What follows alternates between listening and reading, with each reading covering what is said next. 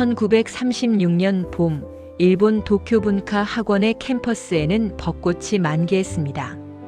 조선에서 건너온 21살의 청년 이중섭은 그 벚꽃 아래서 화구를 펼쳐놓고 열심히 그림을 그리고 있었습니다. 평안남도 평원군 출신인 그는 오산 고등보통학교를 거쳐 일본 유학길에 올라 이미 제국미술학교를 졸업한 뒤였습니다. 하지만 더 깊은 예술의 세계를 탐구하고 싶었던 중섭은 분카 학원 미술과에 다시 입학해 서양화를 공부하고 있었습니다. 당시 분카 학원은 일본에서도 손꼽히는 자유로운 예술 교육 기관이었습니다.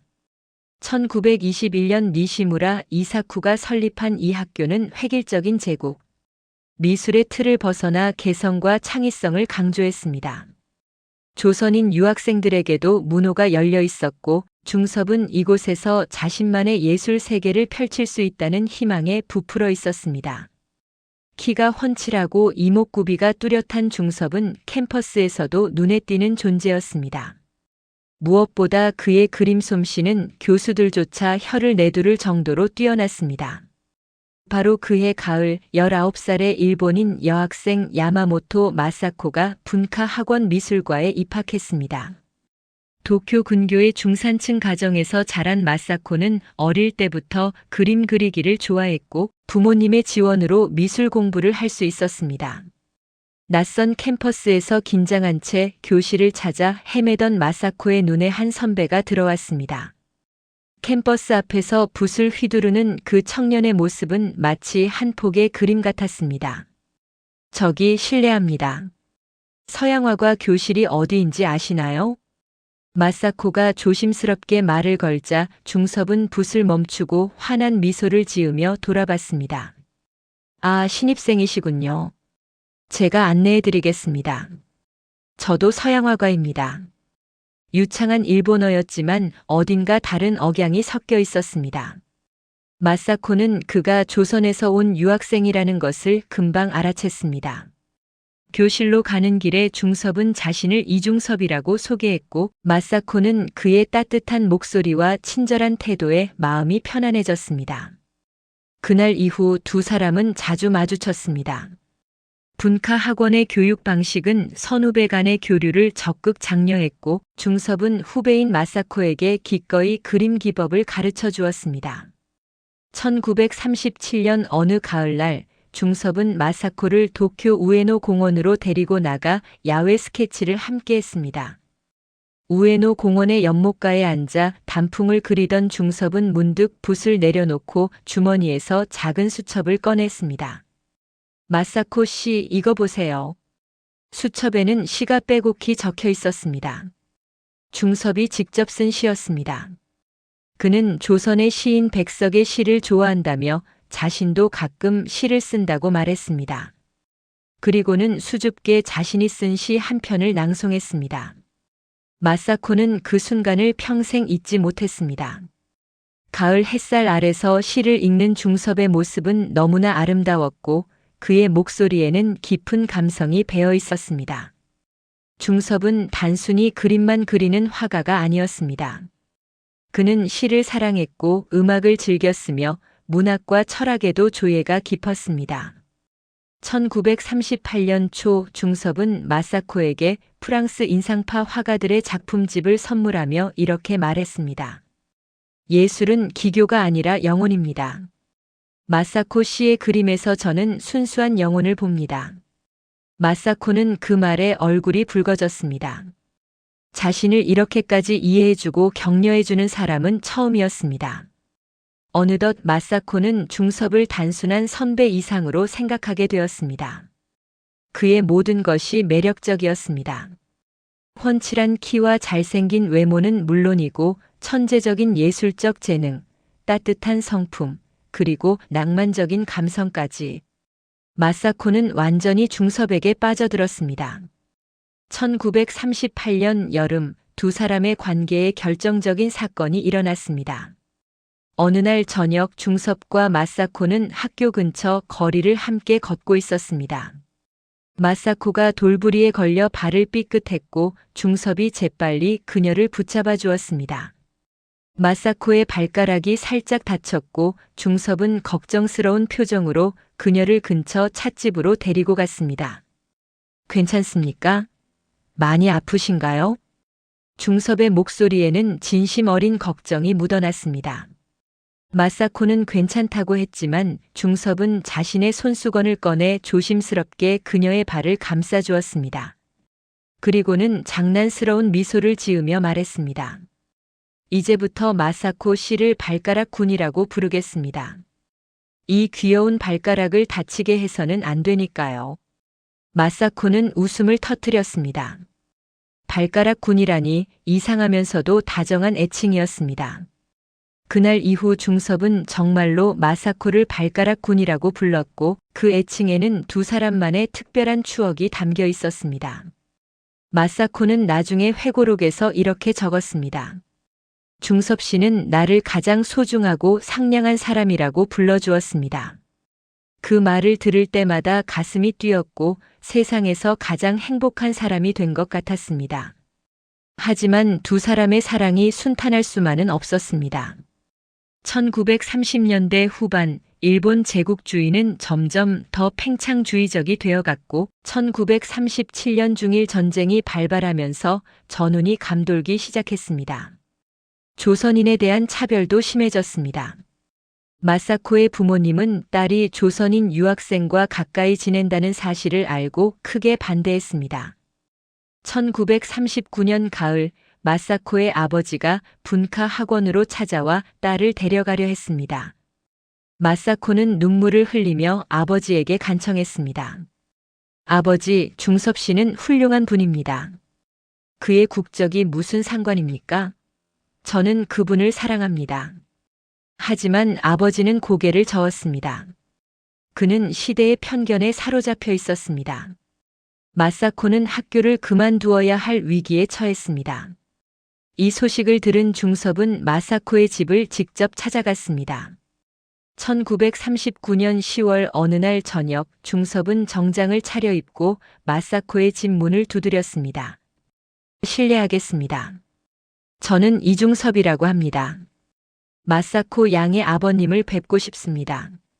마사코의 아버지는 냉담한 표정으로 중섭을 맞이했습니다. 하지만 중섭은 예의 바르고 진지한 태도로 자신의 마음을 전했습니다. 저는 조선 사람입니다. 하지만 예술에는 국경이 없다고 믿습니다. 마사코 양은 제게 가장 소중한 사람입니다. 저는 그녀를 진심으로 존경하고 사랑합니다. 부디 저희의 우정을 이해해 주십시오. 마사코의 아버지는 아무 말도 하지 않았지만 중섭의 진심 어린 태도에 조금은 마음이 움직인 듯 했습니다. 결국 마사코는 학교를 계속 다닐 수 있게 되었습니다. 1941년 태평양 전쟁이 발발했습니다. 일본 전역이 전쟁의 광기에 휩싸였고 조선인 유학생들은 더욱 어려운 처지에 놓였습니다. 많은 조선인 학생들이 강제징용을 피해 고국으로 돌아갔습니다. 중섭도 귀국을 고민했지만 마사코와 헤어지고 싶지 않았습니다. 두 사람은 전쟁의 포화 속에서도 서로를 의지하며 사랑을 키워갔습니다. 1943년 중섭은 드디어 조선으로 돌아가기로 결심했습니다. 전쟁이 격화되면서 더 이상 일본에 머무는 것이 위험했기 때문입니다. 떠나기 전날 밤 중섭은 마사코를 만났습니다. 도쿄 외곽의 작은 공원에서 두 사람은 마주 앉았습니다. 가로등 불빛 아래서 중섭은 마사코의 손을 꼭 잡았습니다. 마사코, 저는 당신을 잊을 수 없습니다. 전쟁이 끝나면 다시 만납시다. 꼭 다시 만납시다. 마사코도 눈물을 흘리며 고개를 끄덕였습니다. 중섭 씨, 저도 당신을 기다리겠습니다. 아무리 오래 걸려도 기다리겠습니다. 1944년 봄 전쟁이 막바지로 치닫던 시기, 중섭은 마사코에게 편지를 보냈습니다. 조선 원산에서 보낸 편지였습니다. 편지에는 이렇게 적혀 있었습니다. 나의 발가락군, 당신 없는 이곳은 너무나 쓸쓸합니다. 하지만 나는 당신을 위해 더 훌륭한 화가가 되겠습니다. 전쟁이 끝나면 당신을 맞이하러 가겠습니다. 1945년 8월 15일 일본이 항복하면서 태평양 전쟁이 끝났습니다. 마사코는 즉시 중섭에게 편지를 보냈고 중섭도 답장을 보내왔습니다. 그리고 같은 해 가을 놀라운 제안이 담긴 편지가 도착했습니다. 마사코, 나와 결혼해 주십시오. 내가 있는 원산으로 와주십시오. 당신을 기다리겠습니다. 마사코는 망설이지 않았습니다. 부모님의 반대도 낯선 땅에 대한 두려움도 그녀를 막을 수 없었습니다. 1945년 12월 28살의 마사코는 모든 것을 뒤로하고 배를 타고 조선 원산으로 향했습니다. 일본에서의 안락한 생활, 가족, 친구들 모두를 버리고 오직 사랑하는 사람을 따라 미지의 세계로 떠난 것입니다. 원산 부두에는 중섭이 기다리고 있었습니다. 마사코가 배에서 내리자 중섭은 달려가 그녀를 꼭 안아주었습니다. 왔구나, 나의 발가락군. 정말 왔구나. 중섭의 목소리는 떨리고 있었습니다. 마사코도 눈물을 흘렸습니다. 9년 만의 재회였고 두 사람에게는 새로운 인생의 시작이었습니다. 1946년 초 원산의 작은 교회에서 두 사람의 결혼식이 열렸습니다. 조촐한 시기였지만 두 사람의 얼굴에는 행복이 가득했습니다. 중섭은 마사코에게 특별한 선물을 했습니다. 바로 새로운 한국 이름이었습니다. 이제부터 당신은 이남덕입니다. 남쪽에서 온 덕이 있는 여인이라는 뜻이지요. 당신은 나에게 온 가장 큰 축복입니다. 야마모토 마사코는 그날부터 이남덕이 되었습니다. 그녀는 한국어를 배우기 시작했고 한국 음식을 익혔으며 한국 문화에 적응하려 애썼습니다. 쉽지 않은 과정이었지만 중섭에 대한 사랑이 모든 어려움을 이겨낼 힘을 주었습니다. 1946년과 1947년 원산에서의 신혼생활은 행복 그 자체였습니다. 중섭은 그림을 그렸고 남덕은 그런 남편을 내조했습니다. 두 사람은 함께 원산 바닷가를 거닐었고 중섭은 남덕을 위해 시를 읽어주었으며 노래를 불러주었습니다. 1947년 첫 아들 태성이가 태어났고 1948년에는 둘째 아들 태연이가 태어났습니다. 중섭은 아이들을 무척 사랑했고 아이들과 함께 그림을 그리며 놀아주었습니다. 하지만 이 행복은 오래가지 못했습니다. 한반도는 남북으로 분단되었고 정치적 혼란이 가중되었습니다. 1948년 북한 정권이 들어서면서 예술가들에 대한 통제가 시작되었습니다. 중섭의 자유로운 예술 세계는 체제에 맞지 않았습니다. 1950년 마침내 6.25 전쟁이 발발했습니다. 중섭과 남덕 가족은 전쟁의 소용돌이에 휘말렸습니다. 원산을 떠나 피난길에 올라야 했습니다. 불행한 시대가 다시 시작된 것입니다. 하지만 7년간의 부부 생활 동안 두 사람은 진정한 사랑이 무엇인지를 경험했습니다. 국경도 언어도 문화도 넘어선 순수한 사랑. 그것이 바로 이중섭과 이남덕의 사랑이었습니다. 1950년 6월 25일 새벽 한반도를 뒤흔드는 포성이 울렸습니다. 6.25 전쟁이 발발한 것입니다. 원산에 살고 있던 이중섭 가족은 전쟁의 직접적인 위협 속에 놓였습니다. 북한군이 남하하면서 원산 일대는 급격히 전선의 후방이 되었고 곧이어 유엔군의 폭격이 시작되었습니다. 중섭은 3살, 2살배기 두 아들과 아내 남덕을 데리고 급히 피난길에 올라야 했습니다. 1950년 7월 초 이중섭 가족은 원산을 떠나 남쪽으로 향했습니다. 피난길은 험난했습니다. 폭격을 피해 밤에만 이동해야 했고 낮에는 산속이나 동굴에 숨어 지냈습니다. 태성이와 태연이는 어린아이였기에 끊임없이 울었고 남덕은 젖먹이 아이를 안고 걸으며 눈물을 삼켜야 했습니다. 중섭은 가족의 짐을 지고 앞장서서 걸었지만 화가였던 그에게 이런 고된 행군은 너무나 힘든 일이었습니다. 8월 중순 가족은 간신히 38선을 넘어 남한 지역으로 들어왔습니다. 하지만 전쟁은 계속되었고 안전한 곳은 없었습니다. 중섭 가족은 여러 도시를 전전하다가 1950년 9월 부산으로 향했습니다. 부산은 전쟁 중 임시 수도가 되어 피난민들로 넘쳐났습니다. 중섭 가족은 부산 영도구의 한 판잣집에 거처를 마련했습니다. 비좁고 누추한 곳이었지만 그나마 비를 피할 수 있는 곳이었습니다. 부산에서의 생활은 상상을 초월하는 가난과의 싸움이었습니다. 1950년 가을부터 1951년 초까지 중섭은 그림을 그려 팔려고 했지만 전쟁 중에 그림을 사줄 사람은 거의 없었습니다. 사람들은 하루하루 끼니를 잇기도 힘든 상황이었습니다.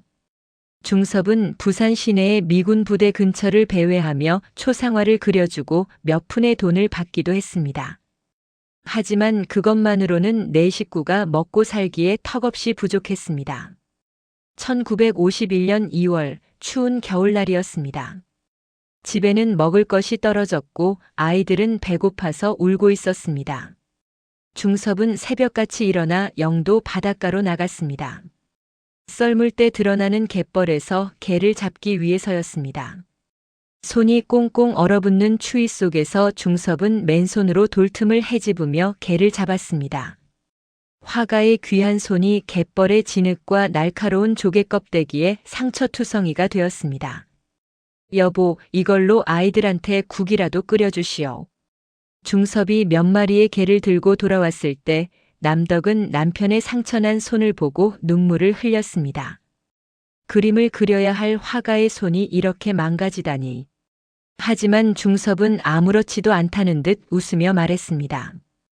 괜찮소. 손은 다시 나을 것이오. 아이들이 배고파하는 것보다는 낫지 않소.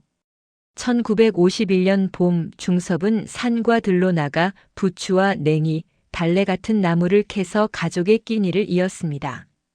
어떤 날은 나무 뿌리를 캐서 삶아 먹기도 했습니다.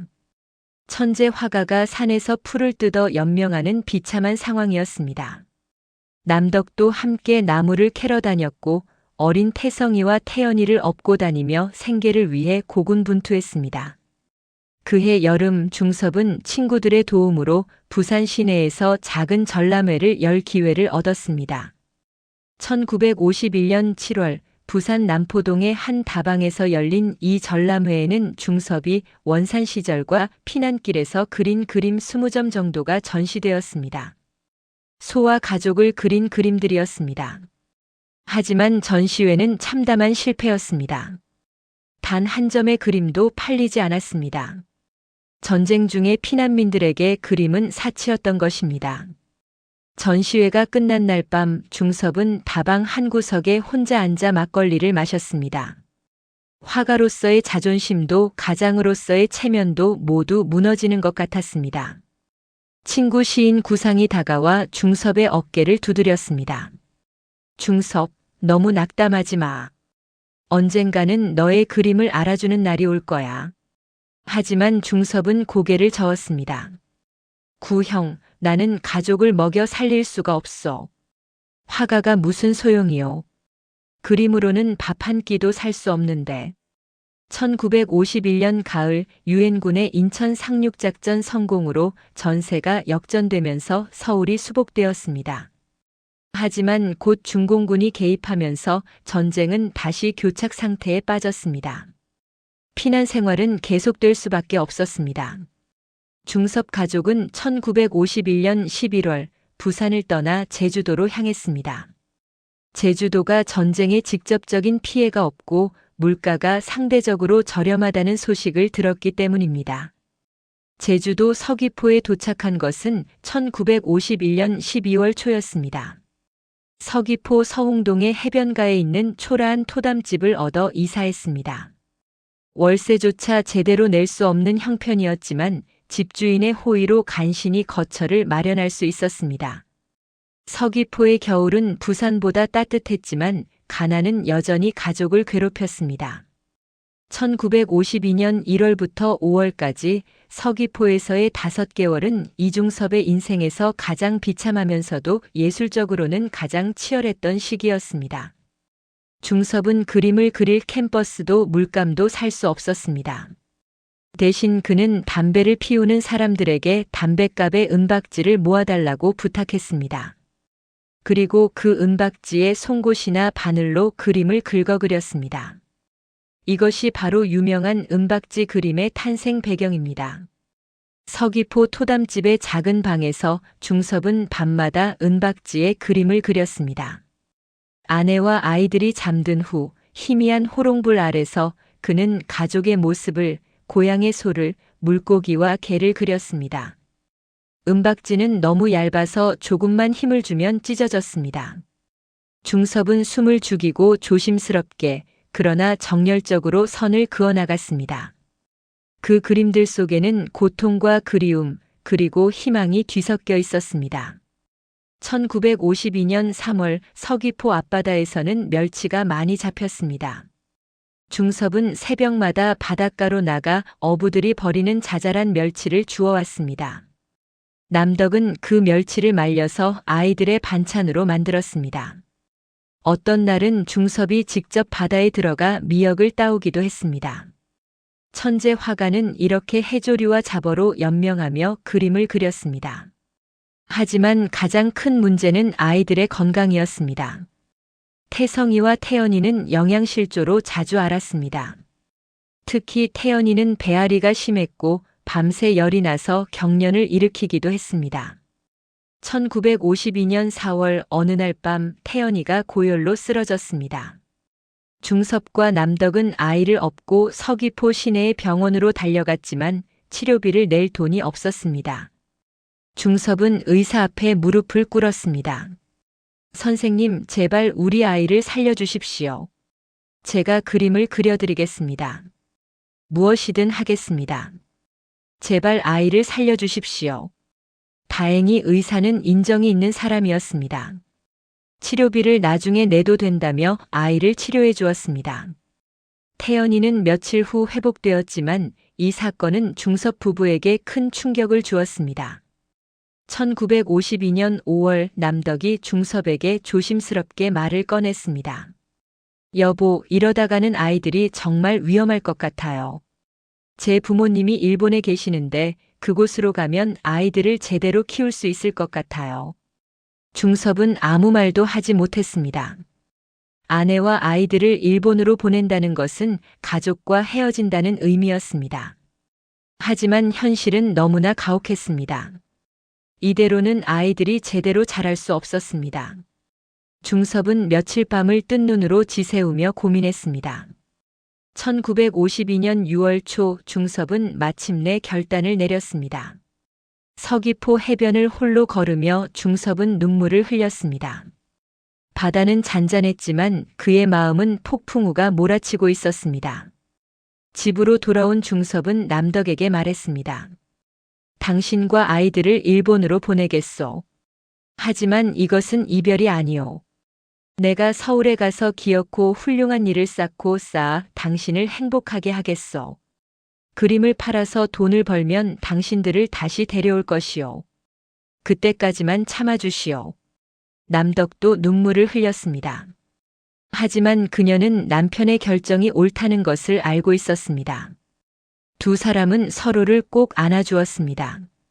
1952년 6월 20일 제주도 제주항에서 일본행 배가 떠나는 날이었습니다. 중섭은 남덕과 두 아들을 배에 태웠습니다. 4살이 된 태성이와 3살이 된 태연이는 무슨 일이 벌어지는지 정확히 이해하지 못했습니다. 부두에 서 있는 중섭을 보며 태성이가 물었습니다.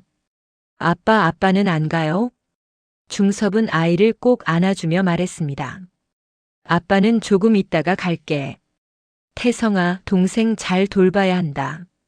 너는 형이잖니. 배가 출항할 시간이 되었습니다. 남덕은 마지막으로 남편을 껴안았습니다. 여보, 건강하세요. 꼭 다시 만나요. 꼭이에요. 나도 당신을 사랑하오.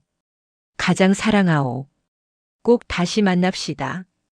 배가 천천히 부두를 떠나기 시작했습니다. 중섭은 부두에 서서 손을 흔들었습니다. 남덕과 아이들도 배 위에서 손을 흔들었습니다. 배는 점점 멀어졌고 가족의 모습은 점점 작아졌습니다. 중섭은 배가 수평선 너머로 완전히 사라질 때까지 그 자리에 서 있었습니다. 배가 보이지 않게 되자 중섭은 그 자리에 주저앉았습니다. 그리고 소리내어 울었습니다. 37살의 장년 남자가 부두에 앉아 아이처럼 울었습니다. 지나가는 사람들이 이상하게 쳐다봤지만 중섭은 신경 쓰지 않았습니다. 그는 자신의 전부를 잃어버린 것 같았습니다. 1945년 결혼한 이후 7년. 그 짧은 시간 동안 중섭과 남덕은 진정한 사랑을 나눴습니다. 원산에서의 달콤한 신혼, 아이들의 탄생, 그리고 전쟁과 피난의 고난 속에서도 함께했던 나날들. 하지만 이제 그 모든 것이 끝났습니다. 아니, 끝난 것이 아니라 잠시 멈춘 것일 뿐이라고 중섭은 스스로를 위로했습니다.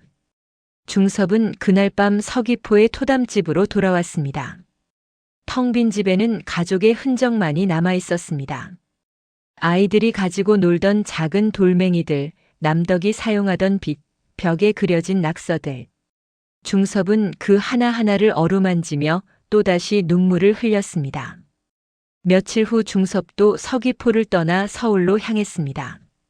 1952년 7월 전쟁은 아직 계속되고 있었고 서울은 폐허가 되어 있었습니다. 하지만 중섭은 다짐했습니다. 서울에서 화가로 성공해서 그림을 팔아 돈을 벌어서 반드시 가족을 다시 만나겠다고. 그것이 그가 살아가야 할 유일한 이유였습니다. 이렇게 이중섭과 이남덕의 7년 부부 생활은 막을 내렸습니다. 하지만 그들은 몰랐습니다. 이 이별이 영원한 이별이 될 것이라는 것을. 그들이 다시 만나기까지는 2년이 걸릴 것이고 그 만남마저도 단 일주일에 불과할 것이며 그 후로는 영영 다시 만나지 못할 것이라는 것을. 운명은 너무나 잔인했습니다. 1952년 7월 서울로 올라온 이중섭은 전쟁으로 폐허가 된 도시 한복판에서 홀로 살아가기 시작했습니다. 휴전 협상이 진행 중이었지만 전쟁은 여전히 계속되고 있었고 서울은 폭격의 상흔으로 가득했습니다. 중섭은 친구들의 도움으로 종로구 통인동의 한 단칸 방을 얻었습니다. 낡은 한옥의 사랑채 한 칸, 그것이 그의 전부였습니다. 창문 밖으로는 부서진 건물들이 보였고 거리에는 전쟁 고아들과 부상병들이 넘쳐났습니다. 중섭이 서울에서 가장 먼저 한 일은 아내에게 편지를 쓰는 것이었습니다. 1952년 7월 25일 첫 번째 편지를 썼습니다. 일본 도쿄 남덕의 친정 주소로 보내는 편지였습니다. 나의 사랑하는 남덕, 그리고 나의 귀여운 태성이와 태연이에게. 서울에 잘 도착했소. 당신들과 헤어진 후 하루하루가 지옥 같소. 아침에 눈을 뜨면 당신이 옆에 없고 밤에 잠들려고 하면 아이들의 웃음소리가 들리지 않아 가슴이 찢어질 것 같소. 하지만 나는 반드시 성공할 것이요. 그림을 그려 돈을 벌고 당신들을 다시 모실 것이요. 편지를 쓰면서 중섭의 눈에서는 눈물이 흘러내렸습니다. 글씨가 번져 얼룩이 졌습니다. 하지만 중섭은 편지를 다시 쓰지 않았습니다. 이 눈물 자국마저도 아내에게 전하고 싶었던 것입니다. 1952년 8월 초 남덕으로부터 첫 답장이 왔습니다. 배편으로 보낸 편지가 도착하는 데는 보름 정도가 걸렸습니다. 중섭은 떨리는 손으로 편지를 뜯었습니다. 여보, 저희는 도쿄에 무사히 도착했어요. 부모님 댁에서 지내고 있습니다. 아이들은 건강해요. 태성이가 아빠가 언제 오시냐고 매일 물어봐요. 여보, 너무 무리하지 마세요. 건강이 가장 중요해요. 저는 당신을 믿고 기다릴게요. 편지를 읽은 중섭은 가슴을 쓸어내렸습니다. 가족이 무사하다는 것만으로도 감사했습니다. 하지만 동시에 더 큰 그리움이 밀려왔습니다. 중섭은 즉시 답장을 쓰기 시작했습니다. 이번에는 단순히 글만 쓰는 것이 아니었습니다. 편지지 여백에 작은 그림을 그려 넣었습니다. 자신이 서울에서 그림 그리는 모습, 아내와 아이들이 함께 있는 상상 속의 장면들을 그렸습니다. 1952년 9월부터 중섭은 본격적으로 편지화를 그리기 시작했습니다. 편지지에 펜과 크레용으로 그림을 그리고 그 옆에 글을 써서 가족에게 보냈습니다. 이것이 바로 한국 미술사의 길이 남을 독특한 예술 장르, 편지화의 탄생이었습니다. 중섭은 거의 매주 편지화를 보냈습니다. 때로는 일주일에 2~3통씩 보낼 때도 있었습니다. 1952년 10월 15일자 편지에서 중섭은 이렇게 썼습니다. 나의 발가락꾼, 세상에 나만큼 자신의 아내를 광적으로 그리워하는 남자가 또 있겠소? 밤마다 당신 꿈을 꾸오. 꿈속에서 우리는 원산 바닷가를 거닐고 아이들은 우리 주변에서 뛰어놀고 있어. 하지만 깨어나면 나는 이 허름한 방에 혼자 있어. 당신이 없는 세상은 색깔이 없어. 이 편지에는 가족 4명이 손을 잡고 걷는 그림이 그려져 있었습니다. 중섭은 자신을 털 잠바를 입은 모습으로 그렸고 옆에는 한복을 입은 남덕이 있었으며 두 아들은 활짝 웃고 있었습니다. 그림 속의 가족은 행복해 보였습니다. 하지만 실제 중섭의 삶은 그렇지 못했습니다. 1952년 가을, 서울의 날씨가 추워지기 시작했습니다. 중섭의 단칸방에는 난방시설이 없었습니다. 석탄을 살 돈도 없었습니다. 중섭은 헌 신문지를 주워다가 벽에 덧붙여 바람을 막으려 했지만 추위는 뼛속까지 파고들었습니다. 먹을 것도 변변치 않았습니다. 하루에 한 끼를 먹을 때도 많았고 그마저도 국밥 한 그릇이 전부였습니다. 하지만 더 견디기 힘든 것은 외로움이었습니다. 1952년 11월 20일 중섭은 남덕에게 이런 편지를 보냈습니다. 당신, 내가 얼마나 외로운지 아시오? 밤이 되면 이 방은 무덤처럼 고요하오. 나는 당신의 목소리가 듣고 싶어 미칠 것 같소. 태성이와 태연이가 아빠하고 부르는 소리가 듣고 싶소. 우리의 애정은 역사상 모든 애정을 합친 것보다 위대하오. 이것을 나는 확신하오. 이 편지에 그려진 그림은 달 아래 홀로 서 있는 남자의 모습이었습니다. 남자는 하늘을 올려다보고 있었고 달빛은 쓸쓸했습니다. 중섭의 절규가 그림 속에 고스란히 담겨 있었습니다. 1953년 1월 새해가 밝았지만 중섭에게는 희망이 보이지 않았습니다. 휴전 협상은 지지부진했고 전쟁은 계속되었습니다. 그림을 그려도 사줄 사람이 없었습니다. 중섭은 때때로 친구들이 운영하는 다방에 그림을 걸어 놓았지만 팔리는 경우는 드물었습니다. 1953년 2월 중섭은 명동의 한 다방에서 소규모 전시회를 열었습니다. 소를 그린 그림 10점과 가족을 그린 그림 5점을 전시했습니다. 하지만 한 달 동안 단 2점만 팔렸고 그것도 친구들이 동정심에 산 것이었습니다. 그럼에도 중섭는 편지화만은 계속 그렸습니다. 그것이 그의 유일한 낙이었고 가족과 연결되어 있다는 느낌을 주는 유일한 통로였습니다. 1953년 3월 10일자 편지에서 중섭은 이렇게 썼습니다. 남덕, 나는 요즘 담뱃값 은박지에도 그림을 그리오. 캔버스를 살 돈이 없어서 말이오. 하지만 이것도 예술이오. 아니, 어쩌면 더 진정한 예술일지도 모르오. 가난이 나를 더 순수하게 만드는 것 같소. 이 편지에 그려진 그림은 중섭 자신이 털 잠바를 입고 씩씩하게 그림을 그리는 모습이었습니다. 작업실 실제로는 누추한 단칸방이었지만에서 캠퍼스 앞에 서 있는 당당한 화가의 모습이었습니다. 중섭은 가족을 안심시키기 위해 자신이 잘 지내고 있는 것처럼 그림을 그렸습니다. 하지만 실제로는 병들어가고 있었습니다.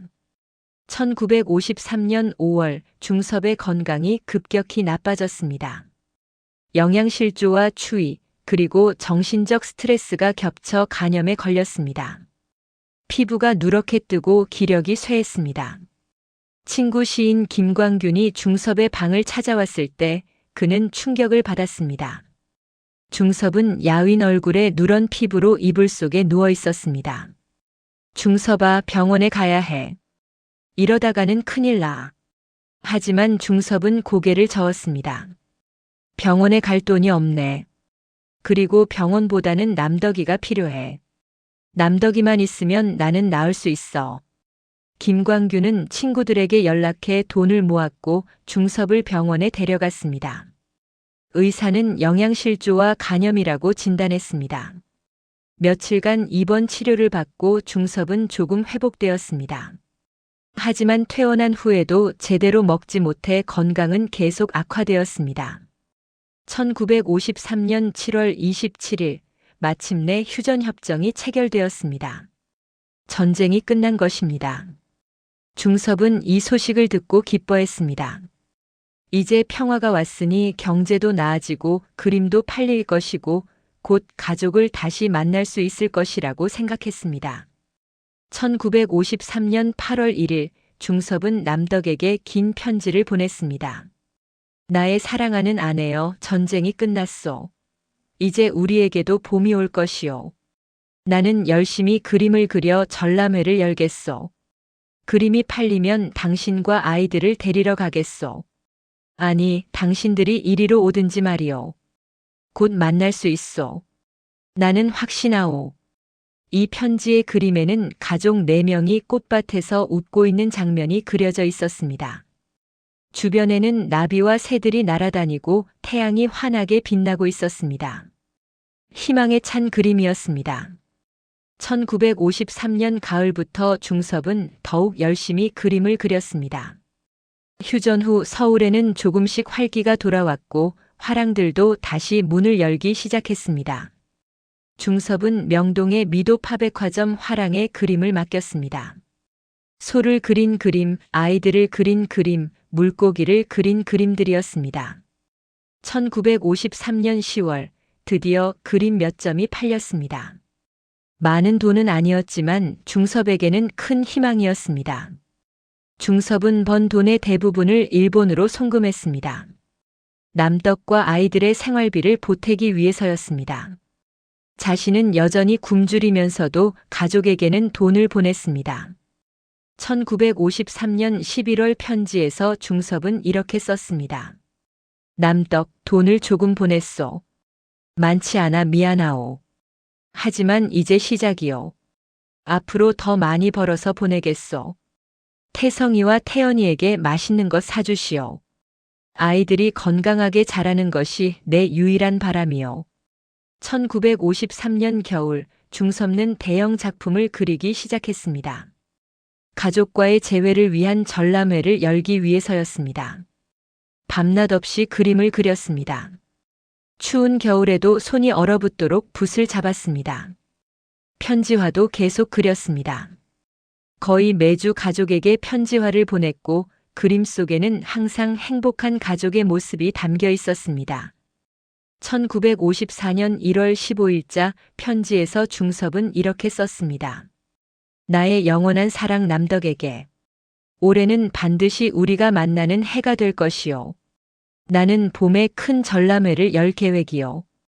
그림이 많이 팔리면 일본으로 건너가 당신들을 만나겠소. 1년 반 동안 떨어져 있었소.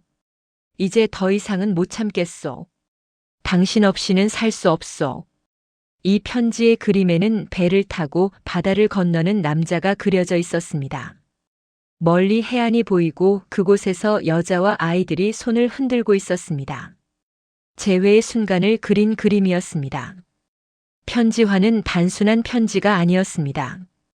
그것은 중섭의 영혼이 담긴 절규였습니다. 사랑하는 가족을 향한 광적인 그리움, 다시 만나고 싶다는 절박한 소망, 그리고 화가로서의 자존심을 지키려는 필사적인 노력이 모두 담겨 있었습니다. 편지와 한 장 한 장은 이중섭의 심장에서 뿜어져 나온 피와 같았습니다. 1954년 3월 드디어 중섭에게 기회가 왔습니다. 서울 미도 파백화점 화랑에서 개인전을 열 수 있게 된 것입니다. 중섭은 흥분했습니다.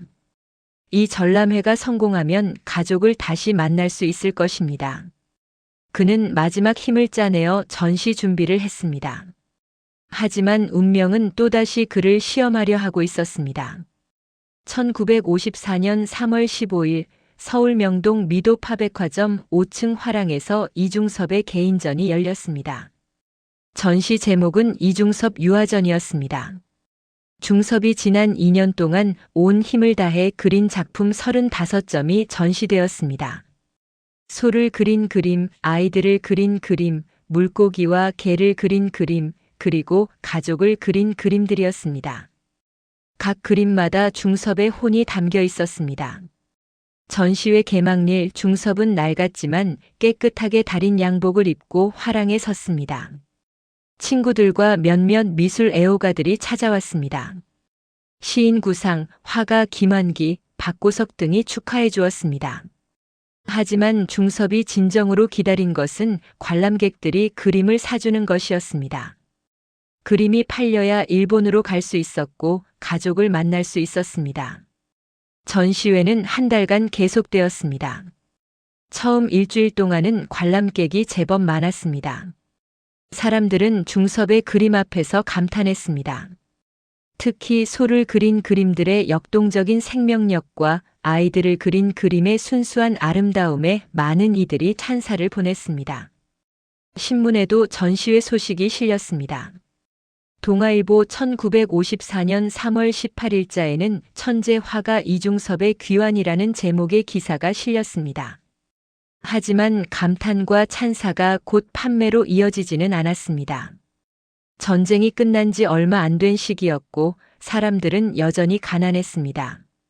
그림을 살 만한 경제적 여유가 있는 사람이 많지 않았습니다.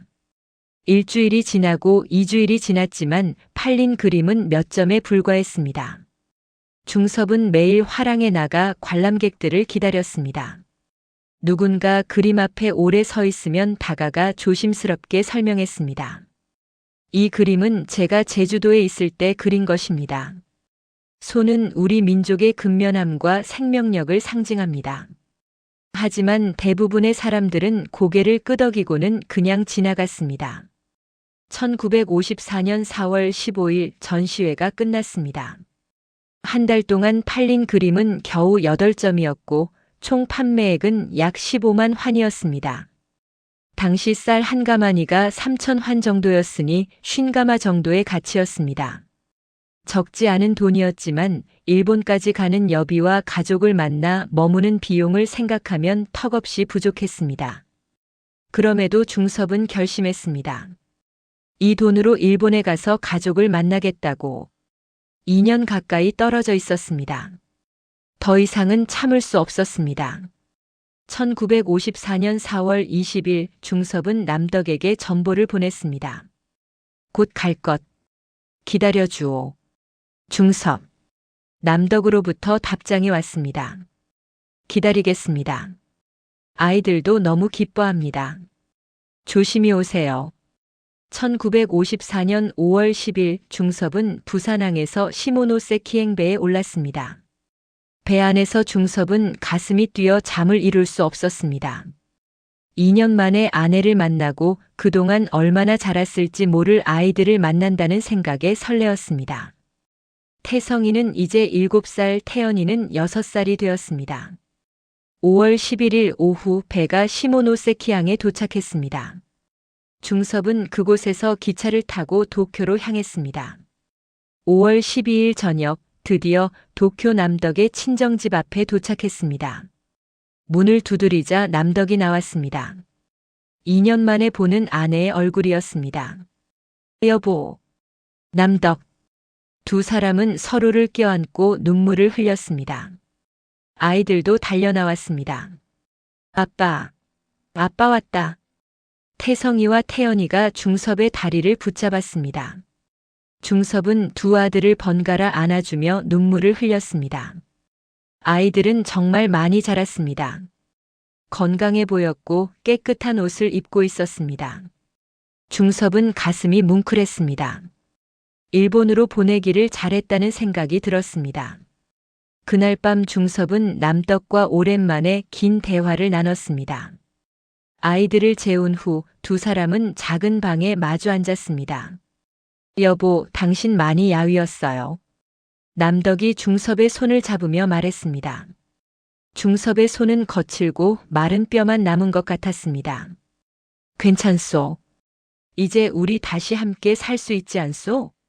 중섭이 희망에 찬 목소리로 말했습니다. 하지만 남덕의 표정이 어두워졌습니다. 여보, 여기서 함께 살려면 생활비가 필요해요.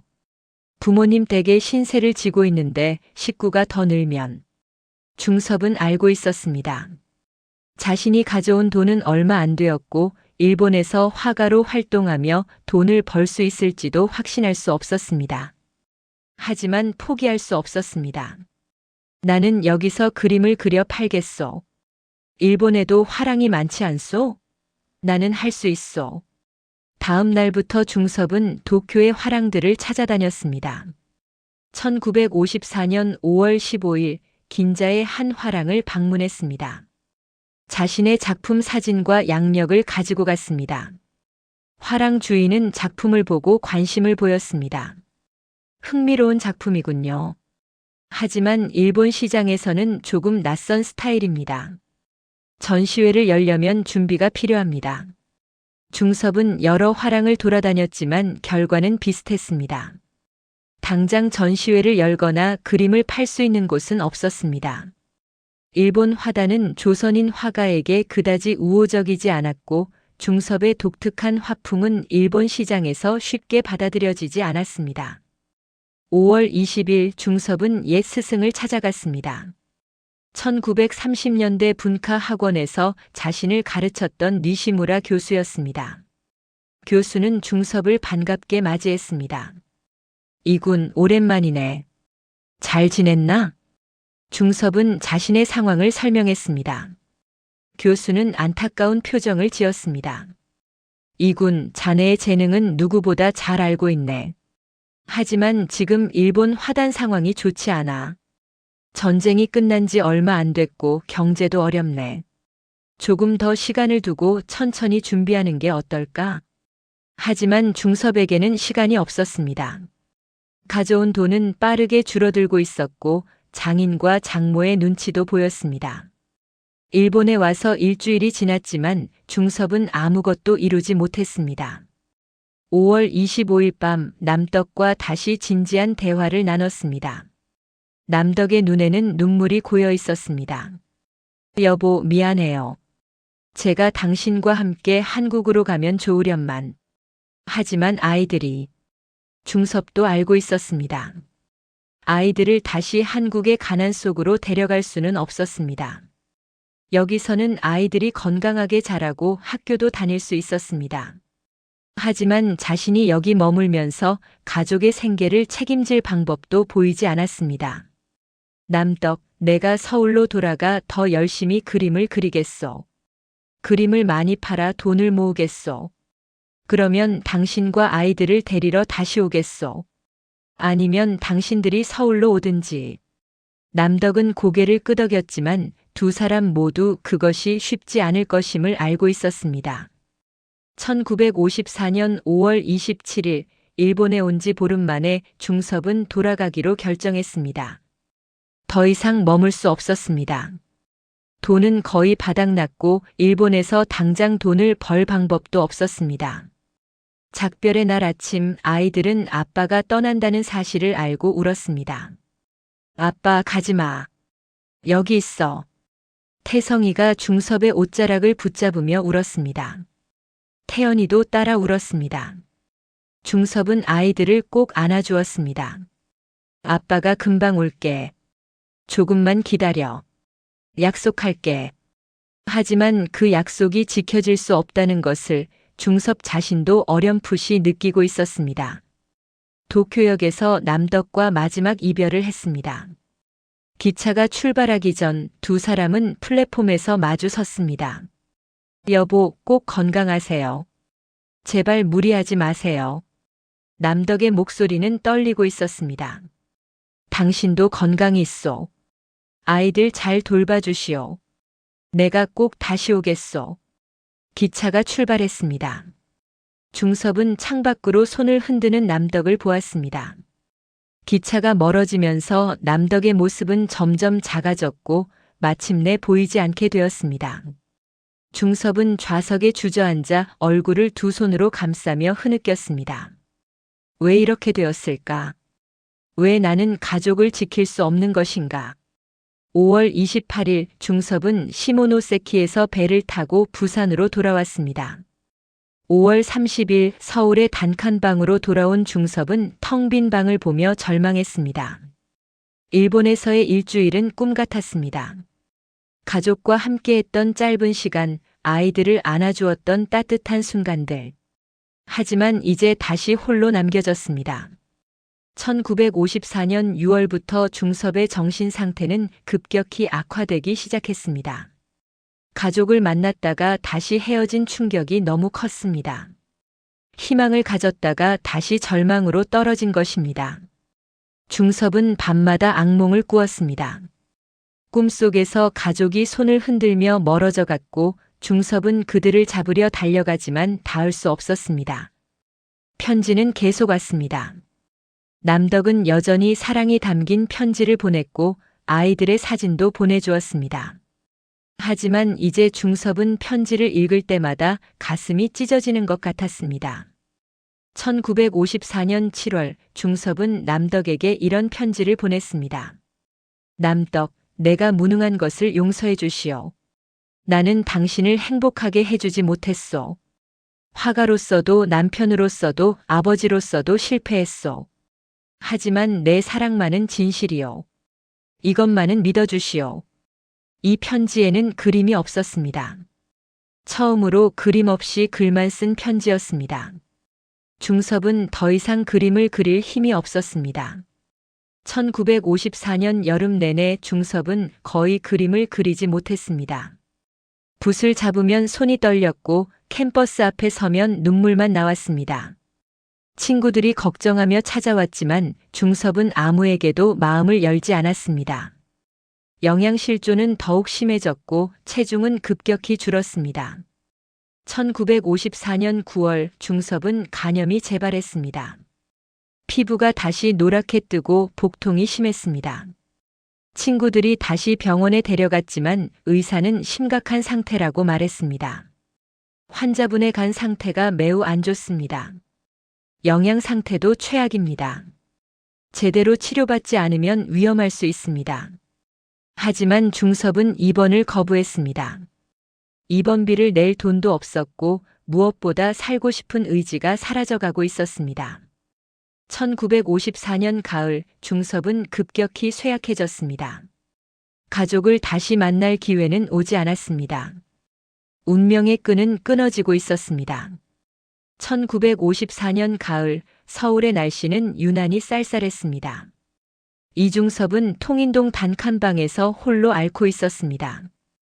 간염은 더욱 악화되었고 영양실조로 인해 온몸이 부어올랐습니다. 그럼에도 중섭은 가끔씩 붓을 들었습니다. 그림을 그리는 것만이 유일한 위안이었기 때문입니다.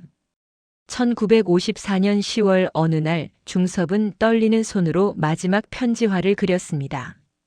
편지지에는 가족 4명이 손을 맞잡고 있는 그림이 그려져 있었습니다. 아버지와 어머니 그리고 2 아들. 4사람의 손은 굳게 연결되어 있었고 그들 주위로는 따뜻한 빛이 퍼져나가고 있었습니다. 그림 옆에 중섭은 이렇게 썼습니다. 나의 영원한 사랑 남덕에게. 우리의 사랑은 죽음도 끊을 수 없소. 내가 세상을 떠나도 우리는 영원히 함께일 것이오. 나는 당신을 사랑했고 지금도 사랑하며 영원히 사랑할 것이오. 우리 아이들을 잘 키워주시오. 그들에게 아버지가 어떤 사람이었는지 말해주시오.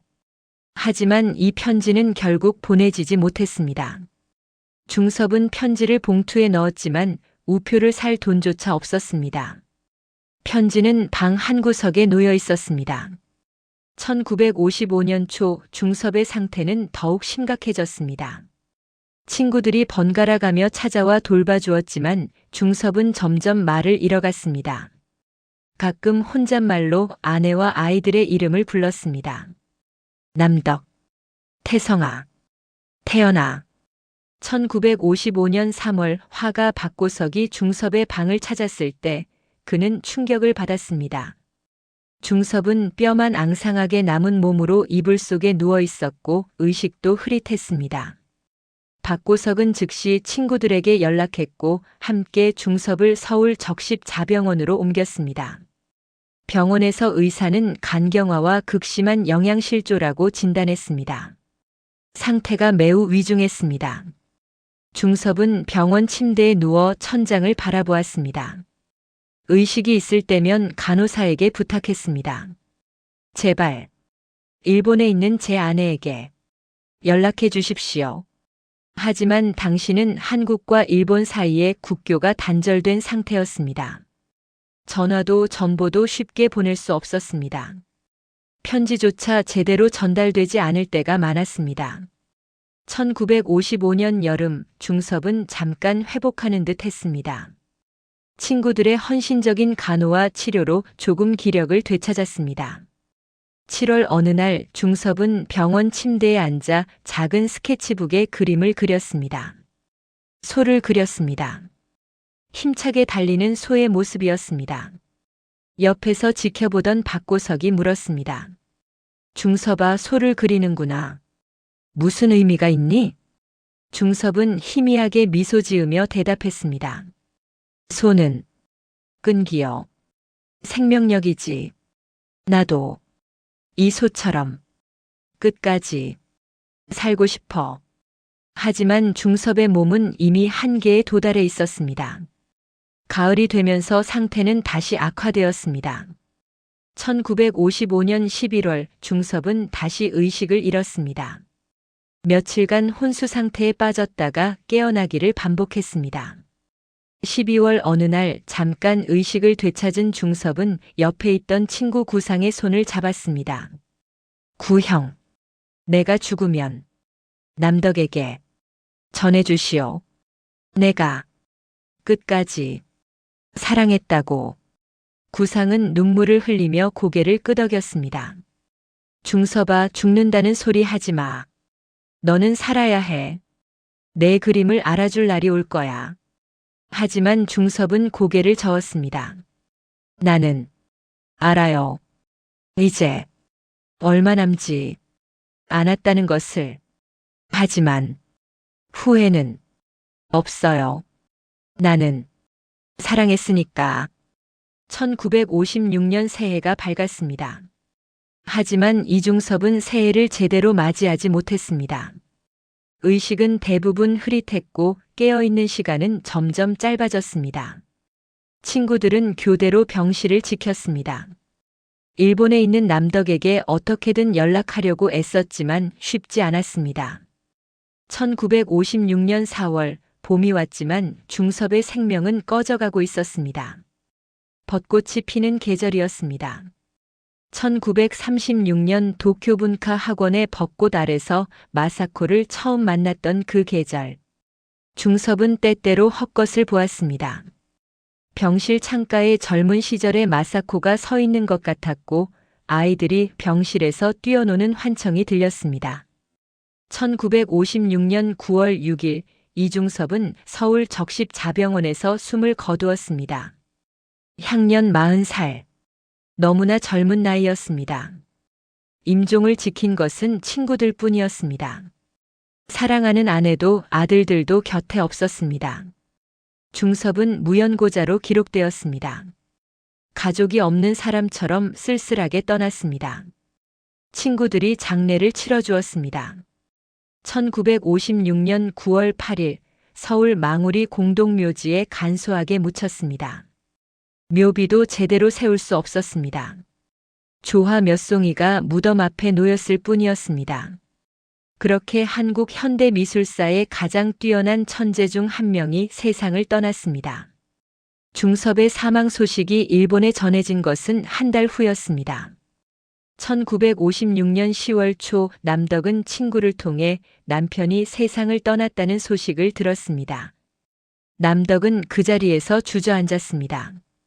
믿을 수 없었습니다.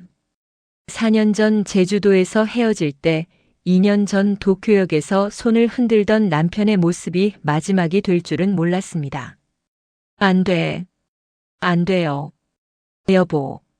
남덕은 며칠 동안 음식도 먹지 못하고 울었습니다. 8살이 된 태성이와 7살이 된 태연이도 아버지의 죽음을 이해하지 못한 채 어머니를 따라 울었습니다. 남덕은 남편의 사진을 꺼내어 가슴에 꼭 안았습니다. 여보, 미안해요.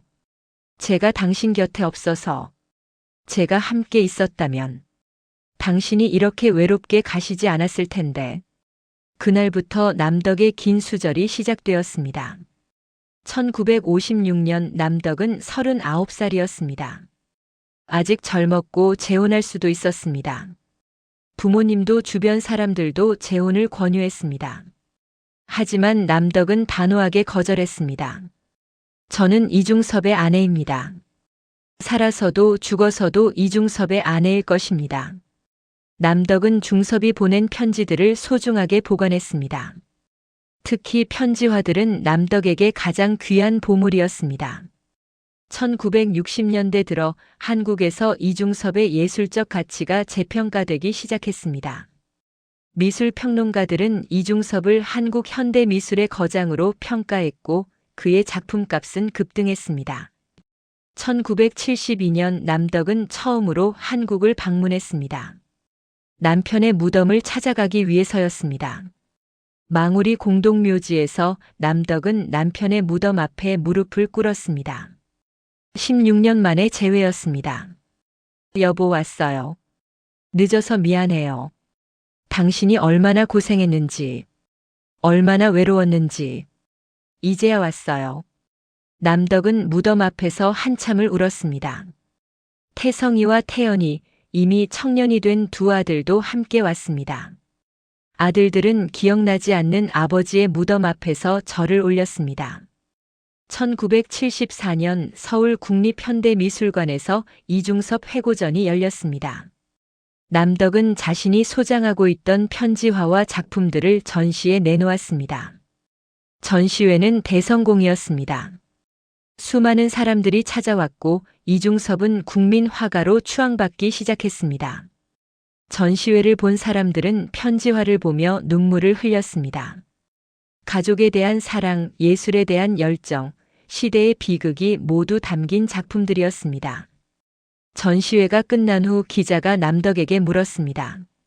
여사님, 이중섭 화백과의 결혼을 후회하신 적은 없으십니까? 너무 고생만 하셨잖아요. 남덕은 단호하게 대답했습니다. 단 한 번도 후회한 적 없습니다. 중섭과 함께한 시간은 제 인생에서 가장 행복한 시간이었습니다. 비록 7년이라는 짧은 시간이었지만 그 7년은 70년보다 귀했습니다. 1980년대에 들어서면서 이중섭의 작품값은 천정부지로 치솟았습니다. 한 점에 수억 원을 호가했고 국내외 미술관에서 앞다투어 작품을 수집했습니다. 남덕은 작품 판매로 얻은 돈으로 두 아들을 훌륭하게 키웠습니다. 태성은 건축가가 되었고 태연은 음악가가 되었습니다. 1995년 남덕은 다시 한국을 방문했습니다. 이번에는 망우리 묘지에서 서울 국립묘지로 이장된 남편의 새 무덤을 찾았습니다. 정부는 이중섭을 예술가로서 예우하여 국립묘지에 안장했던 것입니다. 78살이 된 남덕은 무덤 앞에서 남편에게 말을 걸었습니다.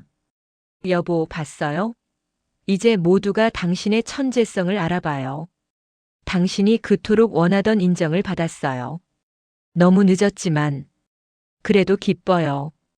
2007년 남덕은 한국 언론과의 인터뷰에서 이렇게 말했습니다. 저는 중섭과 단 7년을 함께 살았습니다. 하지만 그 후 50년 넘게 홀로 지냈습니다. 사람들은 제게 왜 재혼하지 않았느냐고 물어봅니다. 저는 이렇게 답합니다. 중섭은 제 곁을 떠난 적이 없다고. 그는 항상 제 마음속에 살아있다고. 우리의 사랑은 죽음으로도 끝나지 않았다고. 인터뷰어가 다시 물었습니다. 다시 태어나도 이중섭 화백과 결혼하시겠습니까? 남덕은 주저없이 대답했습니다. 물론입니다. 100번을 다시 태어나도 저는 중섭을 선택할 것입니다. 우리는 운명이니까요. 1936년 도쿄 벚꽃 아래서 만난 그 순간부터 우리는 영원히 하나였습니다. 2016년 1월 19일 이남떡 여사는 일본 도쿄 자택에서 향년 99세로 별세했습니다. 남편 이중섭이 세상을 떠난 지 60년 만이었습니다. 60년 동안 남덕은 단 한 번도 재혼하지 않았고 오직 중섭과의 사랑만을 간직하며 살았습니다. 그녀의 유언에 따라 그녀의 유골 일부는 한국으로 보내져 남편의 무덤 옆에 안장되었습니다. 이중섭과 이남덕 1936년 도쿄에서 만나 1945년 결혼했고 1952년 헤어진 후 1956년 영원히 이별했던 두 사람. 하지만 그들의 사랑은 죽음도 시간도 거리도 넘어섰습니다. 이남덕의 헌신적인 사랑이 없었다면 이중섭의 편지화들은 세상에 알려지지 못했을 것입니다. 그의 예술도 그의 이름도 잊혔을 것입니다. 오늘날 우리가 이중섭을 국민 화가로 기억하는 것은 한 여인의 변치 않는 사랑 덕분입니다. 국경을 넘어 전쟁을 넘어 죽음을 넘어 이어진 사랑. 그것이 바로 이중섭과 이남덕의 이야기입니다. 2024년 현재 서울 서대문구에는 이중섭 미술관이 있습니다. 그곳에는 이중섭의 작품들과 함께 남덕에게 보낸 편지화들이 전시되어 있습니다. 관람객들은 편지화를 보며 눈물을 흘립니다. 그 편지 하나하나에는 한 남자의 절절한 사랑이, 한 여인의 변치 않는 헌신이, 그리고 비극적인 시대를 살았던 평범한 가족의 고통과 희망이 담겨 있기 때문입니다. 다시 태어나도 당신과 함께 할 거예요. 우리는 운명이니까. 이남떡 여사의 이 말은 사랑의 진정한 의미를 우리에게 가르쳐 줍니다. 사랑은 함께하는 시간의 길이가 아니라 서로를 향한 마음의 깊이라는 것을. 7년의 부부 생활과 60년의 수절. 이것이 바로 20세기가 남긴 가장 아름답고 슬픈 사랑 이야기입니다.